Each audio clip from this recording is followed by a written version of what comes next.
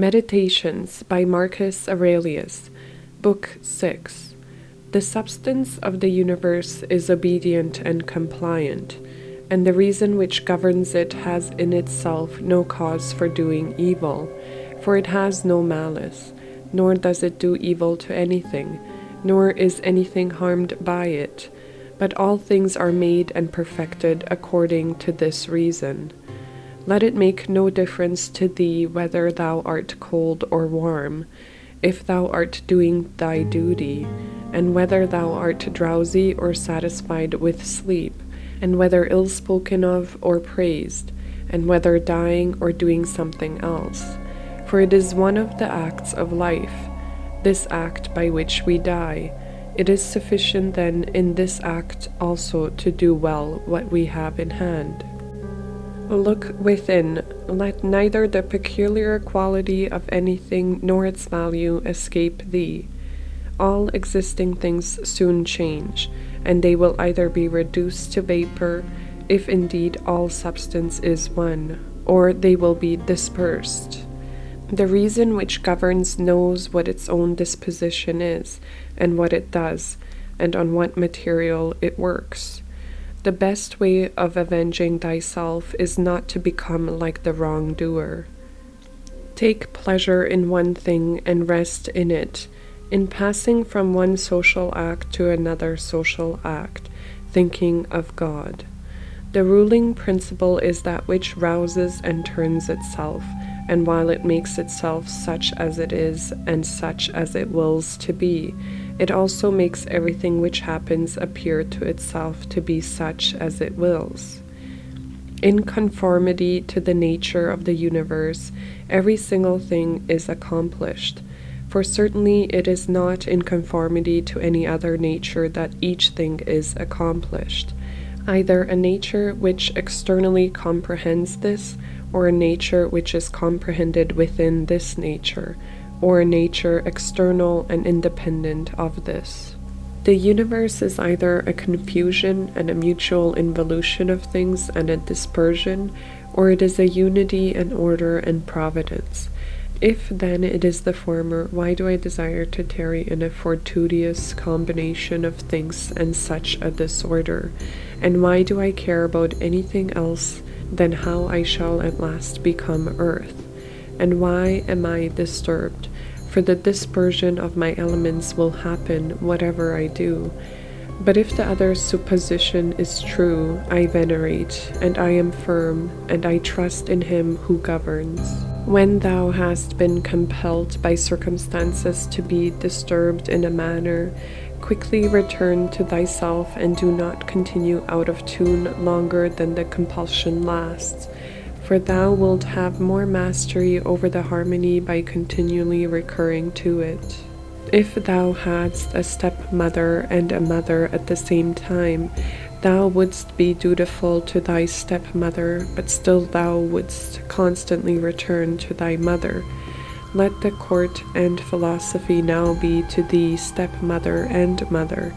Return to philosophy frequently and repose in her, through whom what thou meetst within the court appears to thee tolerable, and thou appearest tolerable in the court. When we have meat before us and such edibles, we receive the impression that this is the dead body of a fish, and this is the dead body of a bird or a pig, and again that this is Falernian, is only a little grape juice, and this purple robe some sheep's wool dyed with the blood of a shellfish. Such then are these impressions, and they reach the things themselves and penetrate them, and so we see what kind of things they are. Just in the same way we ought to act all through life, and where there are things which appear most worthy of our approbation, we ought to lay them bare and look at their worthlessness, and strip them of all the words by which they are exalted. For outward show is a wonderful perverter of the reason, and when thou art most sure that thou art employed about things worth thy pains, it is then that it cheats thee most.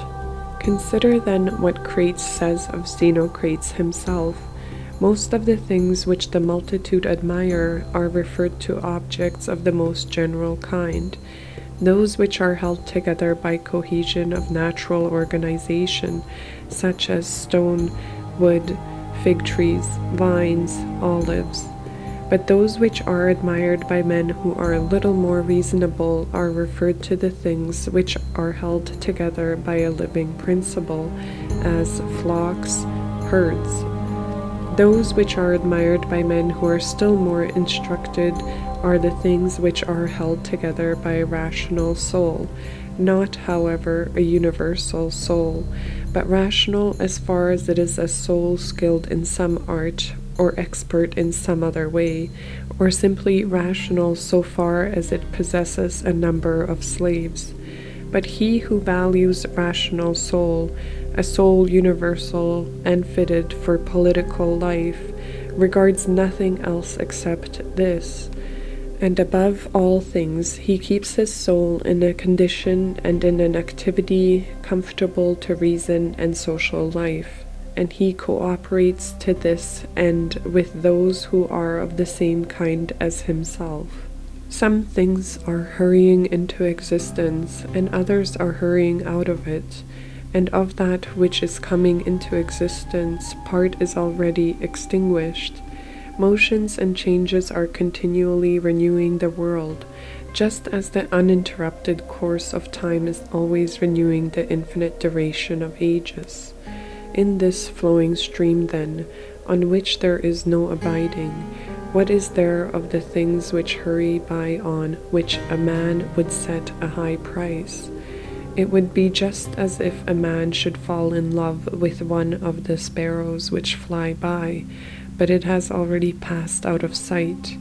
Something of this kind is the very life of every man, like the exhalation of the blood and the respiration of the air. For such as it is to have once drawn in the air and to have given it back, which we do every moment, just the same is it with the whole respiratory power, which thou didst receive at thy birth yesterday and the day before, to give it back to the element from which thou didst first draw it. Neither is transpiration, as in plants, a thing to be valued, nor respiration, as in domesticated animals and wild beasts, nor the receiving of impressions by the appearances of things, nor being moved by desires as puppets by strings, nor assembling in herds, nor being nourished by food. For this is just like the act of separating and parting with the useless part of our food. What then is worth being valued? To be received with clapping of hands? No, neither must we value the clapping of tongues, for the praise which comes from the many is a clapping of tongues. Suppose then that thou hast given up this worthless thing called fame. What remains that is worth valuing? This is my opinion, to move thyself and to retain thyself in conformity to thy proper constitution, to which end both all employments and arts lead. For every art aims at this, that the thing which has been made should be adapted to the work for which it has been made, and both the vine planter who looks after the vine, and the horse breaker, and he who trains the dog, seek this end.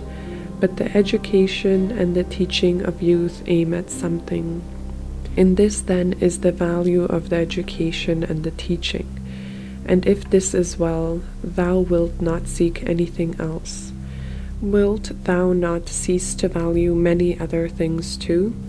Then thou wilt be neither free nor sufficient from thy own happiness, nor without passion.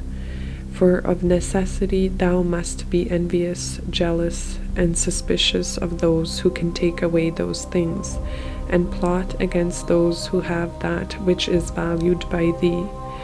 Of necessity a man must be altogether in a state of perturbation who wants any of these things.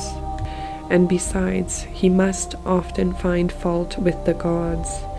but to reverence and honor thy own mind will make thee content with thyself, and in harmony with society, and in agreement with the gods, that is, praising all that they give and have ordered. Above, below, all around are the movements of the elements, but the motion of virtue is in none of these. It is something more divine, and advancing by a way hardly observed, it goes happily on its road. How strangely men act! They will not praise those who are living at the same time and living with themselves, but to be themselves praised by posterity, by those whom they have never seen or ever will see, this they set much value on. But this is very much the same as if thou shouldst be grieved because those who have lived before thee did not praise thee. If a thing is difficult to be accomplished by thyself, do not think that it is impossible for man, but if anything is possible for man and comfortable to his nature, think that this can be attained by thyself too. In the gymnastic exercises, suppose that a man has torn thee with his nails, and by dashing against thy head has inflicted a wound. Well, we neither show any signs of vexation, nor are we offended, nor do we suspect him afterwards as a treacherous fellow, and yet we are on our guard against him, not, however, as an enemy, nor yet with suspicion, but we quietly get out of his way. Something like this let thy behavior be in all the other parts of life. Let us overlook many things in those who are like antagonists in the gymnasium, for it is in our power, as I said, to get out of the way, and to have no suspicion nor hatred. If any man is able to convince me and show me that I do not think or act right, I will gladly change, for I seek the truth by which no man was ever injured, but he is injured who abides in his error and ignorance. I do my duty, other things trouble me not, for they are either things without life, or things without reason, or things that have rambled and know not the way. As to the animals which have no reason, and generally all things and objects, do thou, since thou hast reason and they have none, make use of them with a generous and liberal spirit.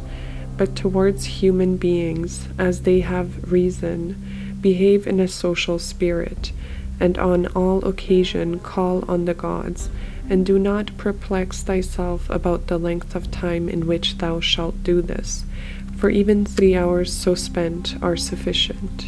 Alexander the Macedonian and his groom by death were brought to the same state, for either they received among the same seminal principles of the universe, or they were alike dispersed among the atoms.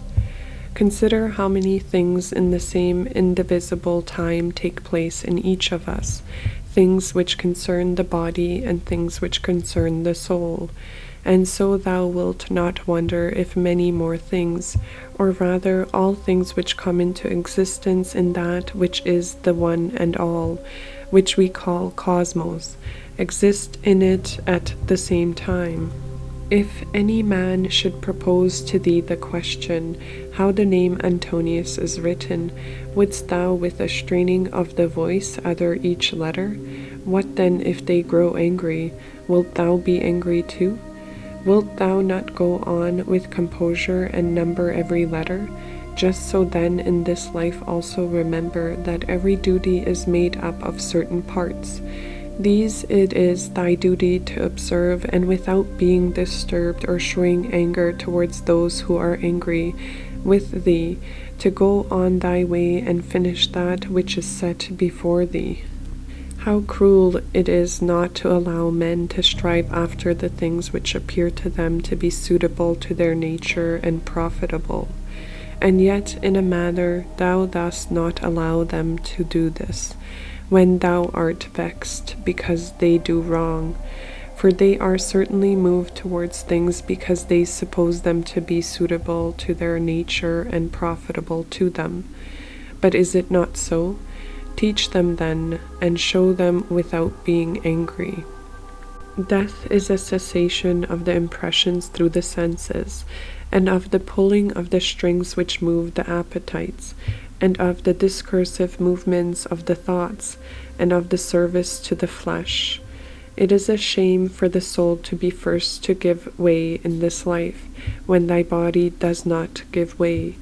Take care that thou art not made into a Caesar, that thou art not dyed with the dye, for such things happen. Keep thyself then simple, good, pure, serious, free from affection, a friend of justice, a worshipper of the gods, kind, affectionate, strenuous in all proper acts. Strive to continue to be such a philosophy wish to make thee. Reverence the gods and help men. Short is life. There's only one fruit of this tyranny life, a pious disposition and social acts. Do everything as a discipline of Antonius. Remember his constancy in every act which was conformable to reason, and his evenness in all things, and his piety, and the serenity of his countenance, and his sweetness, and his disregard of empty fame, and his efforts to understand things, and how he would never let anything pass without having first most carefully examined it and clearly understood it, and how he bore with those who blamed him unjustly without blaming them in return, how he did nothing in a hurry, and how he listened not to calumnies, and how exact an examiner of manners and action he was, and not given to reproach people, nor timid, nor suspicious, nor sophist, and with how little he was satisfied, such as lodging, bed, dress, food, servants, and how laborious and patient, and how he was able, on account of his sparing diet, to hold out to the evening, not even requiring to relieve himself by any evacuations except at the usual hour, and his firmness and uniformity in his friendships, and how he tolerated freedom of speech in those who opposed his opinions, and the pleasure that he had when any man showed him anything better, and how religious he was without superstition. Imitate all this, that thou mayest have as good a conscience when thy last hour comes, as he had. Return to thy sober senses, and call thyself back, and when thou hast roused thyself from sleep, and hast perceived that they were only dreams which troubled thee, now in thy waking hours look at these, the things about thee, as thou didst look at those, the dreams, and consist of little body and a soul. Now to this little body all things are indifferent, for it is not able to perceive differences. But to the understanding those things only are indifferent, which are not the works of its own activity, but whatever things are the works of its own activity, all these are in its power. And of these, however, only those which are done with reference to the present. For as to the future and the past activities of the mind, even these are for the present indifferent. Neither the labor which the hand does nor that of the foot is contrary to nature, so long as the foot does the foot's work and the hand the hand's. So then, neither to a man as a man is his labor contrary to nature, so long as it does the things of a man. But if the labor is not contrary to his nature, neither is it an evil to him. How many pleasures have been enjoyed by robbers, patricides, tyrants? Dost thou not see how the handicraftsmen accommodate themselves up to a certain point to those who are not skilled in their craft? Nevertheless, they cling to the reason, the principles of their art, and do not endure to depart from it. Is it not strange if the architect and the physician shall have more respect to the reason, the principles of their own arts, than a man to his own reason, which is common to him and the gods? Asia, Europe, are corners of the universe. all the sea a drop in the universe, Athos a little clod of the universe. All the present time is a point in eternity. All things are little, changeable, perishable. All things come from thence, from that universal ruling power, either directly proceeding or by way of sequence. And accordingly the lion's gaping jaws, and that which is poisonous, and every harmful thing, as a thorn, as mud, are after products of the grand and beautiful. Do not then imagine that they are of another kind from that which thou dost venerate, but from a just opinion of the source of all. He who has seen present things has seen all, both everything which has taken place from all eternity, and everything which will be for time without end. For all things are of one kin and of one form. Frequently consider the connection of all things in the universe and their relation to one another, for in a manner all things are implicated with one another, and all in this way are friendly to one another. For one thing comes in order after another, and this is by virtue of the active movement and mutual conspiration and the unity of the substance. Adapt thyself to things with which thy lot has been cast, and the men among whom thou hast received thy portion, love them, but do it truly, sincerely. Every instrument, tool, vessel, if it does that for which it has been made, is well, and yet he who made it is not there. But in the things which are held together by nature, there is within, and there abides in them, the power which made them. Wherefore, the more is it fit to reverence this power, and to think that, if thou dost live and act according to its will, everything in thee is in conformity to intelligence, and thus also in the universe the things which belong to it are in conformity to intelligence. Whatever of the things which are not within thy power thou shalt suppose to be good for thee or evil, it must of necessity be that.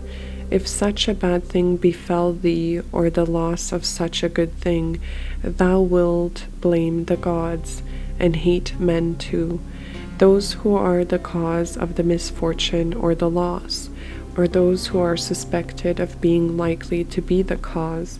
And indeed we do much injustice, because we make a difference between these things. But if we judge only those things which are in our power to be good or bad, there remains no reason either for finding fault with God or standing in the hostile attitude to man. We are all working together to one end, some with knowledge and design, and others without knowing what they do. As men also when they are asleep, of whom it is Herculides, I think, who says that they are laborers and cooperators in the things which take place in the universe. But men cooperate after different fashion, and even those cooperate abundantly who find fault with what happens, and those who try to oppose it and to hinder it. For the universe had need even of such men as these. It remains then for thee to understand among what kind of workmen thou placest thyself, for he who rules all things will certainly make a right use of thee, and he will receive thee among some part of the cooperators, and of those who labors conduce to one end. But be not thou such a part as the mean and ridiculous verse in the play, which Chrysippus speaks of. Does the sun undertake to do the work of the rain, or Aesculapius the work of the fruit-bearer, the earth? And how is it with respect to each of the stars? Are they not different, and yet they work together to the same end? If the gods have determined about me and about the things which must happen to me, they have determined well. For it is not easy even to imagine a deity without forethought. And as to doing me harm, Why should they have any desire towards that? For what advantage would result to them from this, or to the whole, which is the special object of their providence? But if they have not determined about me individually, they have certainly determined about the whole at last, and the things which happen by way of sequence in the general arrangement I ought to accept with pleasure and be content with them. But if they determined about nothing, which it is wicked to believe, or if we do believe it, let us neither sacrifice nor pray nor swear by them, nor do anything else which we do as if the gods were present and lived with us. But if, however, the gods determined about none of the things which concern us, I am able to determine about myself, and I can inquire about that which is useful, and that is useful to every man, which is comfortable to his own constitution and nature. By my nature is rational and social, and my city and country, so far as I am Antonius, is Rome, but so far as I am a man, it is the world. The things then which are useful to these cities are alone useful to me. Whatever happens to every man, this is for the interest of the universal. This might be sufficient, but further thou wilt observe this also as a general truth, if thou dost observe that whatever is profitable to any man is profitable also to the other man. But let the word profitable be taken here in the common sense as said of things of the middle kind, neither good nor bad. As it happens to thee in the amphitheater and such places, that the continual sight of the same things and the uniformity makes the spectacle wearisome, so it is in the whole of life. For all things above, below, are the same, and from the same. How long then? Think continually that all kinds of men and all kinds of pursuits and of all nations are dead, so that thy thoughts come down even to Philistian and Phoebus and Oreganian. Now turn thy thoughts to the other kinds of men. To that place then we must remove, where there are so many great orators, and so many noble philosophers, Heraclitus, Pythagoras, Socrates, so many heroes of former days, and so many generals after them, and tyrants. Besides these, Eudoxus, Hipparchus, Archimedes, and other men of acute natural talents, great minds, lovers of labor, versatile, confident, mockers even of the perishable and ephemeral life of man, as Menippus and such as are like him. As to all these, consider that they have long been in the dust. What harm then is this to them? And what to those whose names are altogether unknown? One thing here is worth a great deal, to pass thy life in truth and justice, with a benevolent disposition even to liars and unjust men. When thou wishest to delight thyself, think of the virtues of those who live with thee. For instance, the activity of one, and the modesty of another, and the liberality of a third, and some other good quality of a fourth. For nothing delights so much as the examples of the virtues, when they are exhibited in the morals of those who live with us, and present themselves in abundance, as far as it is possible. Wherefore we must keep them before us. Thou art not dissatisfied, I suppose, because thou weighest only so many literae and not 300. Be not dissatisfied then that thou must live only so many years and not more. For as thou art satisfied with the amount of substance which has been assigned to thee, so be content with the time. Let us try to persuade them, men, but act even against their will, when the principles of justice lead that way. If, however, any man by using force stands in thy way, Betake thyself to contentment and tranquillity, and at the same time employ the hindrance towards the existence of some other virtue. And remember that thy attempt was with a reservation, that thou didst not desire to do impossibilities. What then didst thou desire? Some such effort as this, but thou attainest thy object, if the things to which thou wast moved are accomplished. He who loves fame considers another man's activity to be his own good, and he who loves pleasure his own sensations. But he who has understanding considers his own acts to be his own good. It is in our power to have no opinion about a thing, and not to be disturbed in our soul, for things themselves have no natural power to form our judgments. Accustom thyself to attend carefully to what is said by another, and as much as it is possible, be in the speaker's mind. That which is not good for the swarm, neither is it good for the bee.